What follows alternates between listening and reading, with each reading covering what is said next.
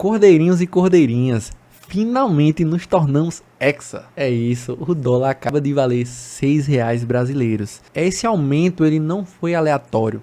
Hoje eu vou te explicar o porquê do dólar estar cada vez mais se valorizando frente ao real e como você pode se proteger dessa situação, proteger o seu dinheiro através de uma carteira diversificada para poder ter segurança e tranquilidade mesmo a tanta instabilidade e insegurança que estamos vivendo hoje aqui no Brasil. Então vem comigo, já se inscreve, deixa o like aí que eu vou te explicar os pormenores aqui do porquê esse aumento e a batida do teto do preço do dólar nos últimos dias aqui no Brasil, tá? Primeiramente, eu vou vir aqui pro cantinho para a gente entender que o dólar sexta-feira, estou gravando esse vídeo no domingo, tá? Dia 1º de dezembro. O dólar sexta-feira, ele bateu ali terminou em 5,97, mas teve seu teto ali de R$ 6,10. E assim, um dos principais motivos foi o pronunciamento do nosso ministro da Fazenda, Haddad, relacionado aos gastos da União e também as medidas a serem tomadas. Para evitar ali qualquer parcela de interpretação, eu vou colocar na íntegra aqui uma parte do pronunciamento do ministro, ok? Com a aprovação da reforma da renda, uma parte importante da classe média, que ganha até R$ 5.000 por mês, não pagará mais imposto de renda. É o Brasil justo, com menos imposto e mais dinheiro no bolso para investir no seu pequeno negócio, impulsionar o comércio do seu bairro e ajudar a sua cidade a crescer.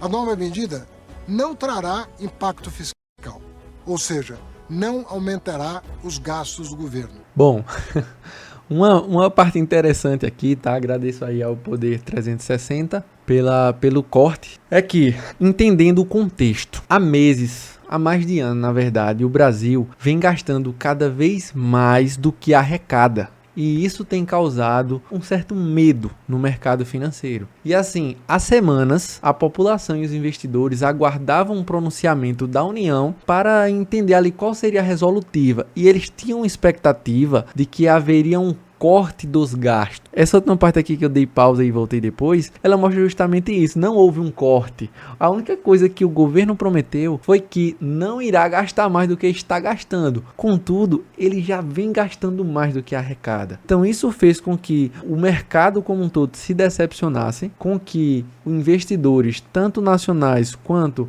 internacionais, acabassem retirando ali o seu dinheiro da Bolsa Brasileira devido a toda essa inconsistência, essa falta de credibilidade que o governo tem passado. Para ficar mais palpável o entendimento, imagine que você tem um vizinho que ele ganha 10 mil por mês, está devendo dinheiro a você, só que todo mês ele vai lá gasta 12, 13, 15, 11, 12, 13, 15. Ele nunca consegue estar positivo, nunca consegue estar bem. Ele diz a você, bicho, eu vou ver uma forma aqui de economizar, vou cancelar um cartão, vou trocar o carro no mais barato, vou ver alguma coisa, te apresento isso aí tal dia. Aí quando você vai lá, ele só diz que, vou mudar aqui de emprego para isso aqui, eu não vou gastar mais, mas também vai ganhar ali a mesma coisa, e a única coisa que ele apresentou foi apenas que não ia gastar mais que aquele dinheiro, só que isso não resolve o problema dele. Quando a gente trata aqui do pronunciamento de Haddad, ele mostra que o governo não tem responsabilidade de gastar menos do que vem gastando e que essa medida que ele apresentou foi um pouco superficial, que apesar dele falar que as pessoas que ganham até 5 mil vão estar isentas e as que ganham mais de 50 vão pagar mais, ele não apresentou qual o impacto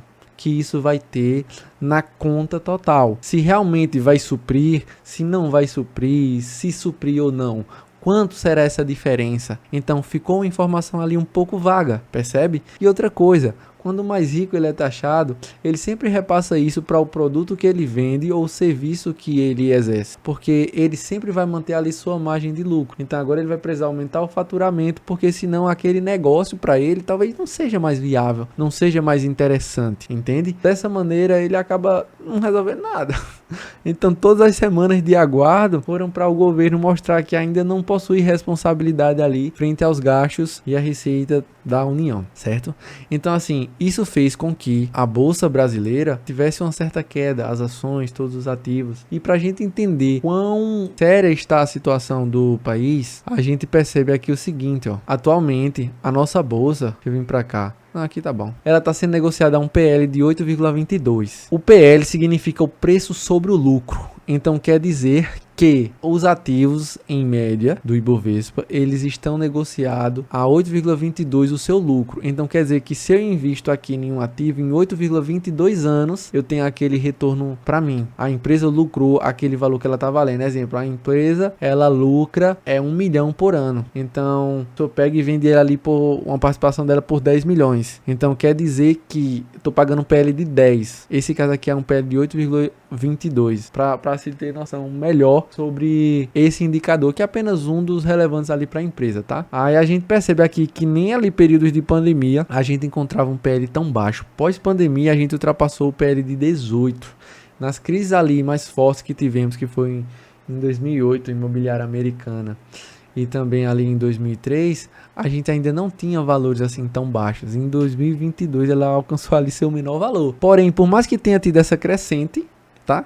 Se a gente olhar algumas ações específicas, a gente vê que não houve esse aumento tão drástico, porque aqui ela representa uma média de todos os índices. Então, a gente enxerga que há realmente essa oportunidade ali no Ibovespa. Não só investir, é importante a gente investir de maneira diversificada. Isso quando eu me refiro a classes de ativos, a sua correlação ao país onde você está investindo e também a metodologia que você vai utilizar, tá? Para a gente entender aqui a importância dessa diversificação, a gente precisa saber que não podemos colocar todos os nossos ovos na mesma cesta. E, caso a gente tropece, desequilibre, cai e quebra, a gente vai ficar sem aquele ovo mexido. Então, assim, é importante termos essa diversificação para termos também uma maior segurança e estabilidade, certo? Existe até um estudo que mostra que quanto menos ativo eu tenho, maior pode ser o desvio padrão ali da minha carteira. Só que eu percebo também que a partir de 20 ativos, essa diferença acaba não sendo tão grande. O que é isso? Exemplo, eu invisto em 10 empresas. E aí uma empresa corre o risco ali de falir, de quebrar, ser descoberta uma fraude, como o caso que teve ali da Americanas, que mexeu e bagunçou com todo o mercado de investimentos. Então, assim, é importante eu diversificar, e não só em ações, mas também em setores diferentes, países diferentes. Se eu sei que quando o dólar aumenta, as ações brasileiras caem, as norte-americanas aumentam, porque eu também não tenho uma exposição à bolsa americana, percebe? Com base nisso, eu criei aqui uma conta, uma carteira do canal, tá? Carteira Cordeiro Investimentos, que aí vai ter o foco dos seus R$1 milhão. E o primeiro passo para essa carteira vai consistir ali na diversificação. Eu adicionei aqui somente um ativo porque eu precisava definir aqui as metas e gerar todo o meu balanço. Só que eu me comprometo a explicar o porquê da decisão de cada um desses ativos. Então, meu próximo vídeo vai ser falando aqui o porquê eu escolhi a Vale, tá? Para poder ser o meu primeiro ativo. Mas qual a parte que vocês devem se atentar aqui? Eu gosto do Investidor 10 porque ele apresenta de maneira bem visual todos os nossos ativos e ele possui muitas funções, ele é muito completo na sua versão ali gratuita. Então, para o pequeno investidor, para quem está começando, eu o acho o site mais completo, tá? Não é propaganda, não é propaganda, mas ele é o que a gente vai usar aqui para poder fazer essa análise. Então, veja, Cordeirinho, quais foram as metas que eu tracei? Isso aqui não é uma recomendação, vai depender muito da estratégia. Existem pessoas que investem 100% em FIIs, porque elas buscam ali a renda mensal e a aposentadoria. Essa é uma estratégia e diversificam nesses FIIs e são muito boas, inclusive. Porém, a minha estratégia ela é mais diversificada, com foco maior em ações, tá? Então, assim, eu tenho diretamente aqui 25% investido em ações, que são ali ações nacionais. Eu vou ter 5% em criptomoedas. Criptomoedas não encare como investimento. Ela é altamente volátil e instável. Existem ali criptomoedas que chegaram no top 10 e do dia para a noite simplesmente viraram pó, derreteram. Então, assim, é preciso um pouco mais de cuidado ao investir em criptomoedas e também saber ali conhecer um pouquinho mais dos ciclos. Exemplo aqui, o Bitcoin. Teve variações estrondosas ao longo da sua história. Depois eu vou explicar melhor sobre cada um dos ativos ao longo que eu for comprando, mas aqui é para a gente entender a diversificação.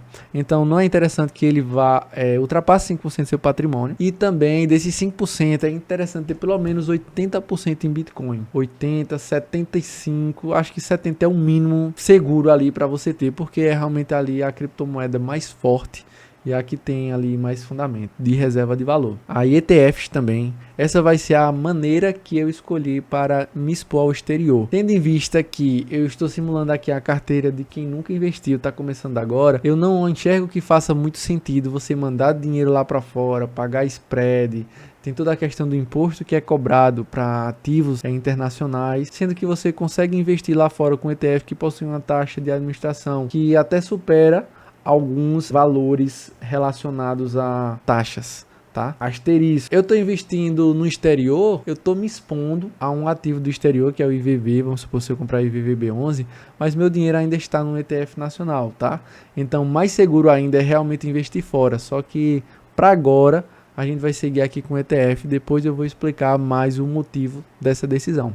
Fiz uma exposição ali de 10%, renda fixa 20%, pode ser algum CDB, BDR, vai depender de como esteja o mercado no momento, e tesouro direto ali atrelado ao IPCA 15%. Essa vai ser a estratégia, e agora eu vou colocar uma outra regra para ajudar-me no balanceamento. Eu nunca vou ultrapassar o dobro da porcentagem que eu defini, e também não vou permitir que aquele grupo de ativos ele caia pela metade. Exemplo, eu nunca vou permitir, por mais que pareça tentador, as ações brasileiras caírem, baixarem de preço, ser oportunidade, ter mais do que 50% investido, tá? E também não vou permitir que esse valor caia ali de 12,5% para poder garantir ali sempre o meu balanceamento. Essa decisão de um fator de dobro, duas vezes o 0,5, já é um pouco mais arrojada.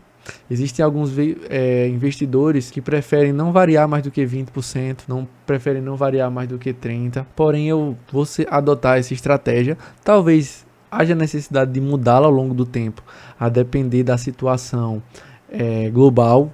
A gente nunca sabe do dia de amanhã, não dá para prevermos. O investidor ele não tem uma bola de cristal. Existe uma previsibilidade para os ativos, mas não existe uma certeza. Então não confunda para que você não se perca, tá bem? Então assim, ficou aqui um pouco claro qual será a estratégia. O foco ali é 1 milhão. Os aportes mensais, vou definir com você, Cordeirinho e Cordeirinha. Somente a partir ali da gente entender direitinho os ativos, quanto a gente precisa investir para ficar uma coisa realmente bem balanceada. E o mais importante é sempre isso: você fazer por si aquilo que o governo não faz, que é te dar segurança, que é te dar estabilidade, que é garantir que você tenha um futuro tranquilo e digno, que tudo aquilo que você trabalhou ao longo da sua vida seja utilizado por você da melhor maneira. Não confie simplesmente na previdência que você está lutando um pouquinho por ela, que você contribui, porque de tempos em tempos o governo pode mudar uma decisão, pode mudar um critério e você ficar à mercê do nada, de ajuda até de terceiros. Então não se permita fazer isso consigo mesmo. Trabalhe sempre pensando ali no melhor para você, no longo prazo, no seu futuro, na sua família, e tenho certeza que aqui comigo iremos crescer juntos, eu e você. Vamos embora, se inscreve e deixa aquele like.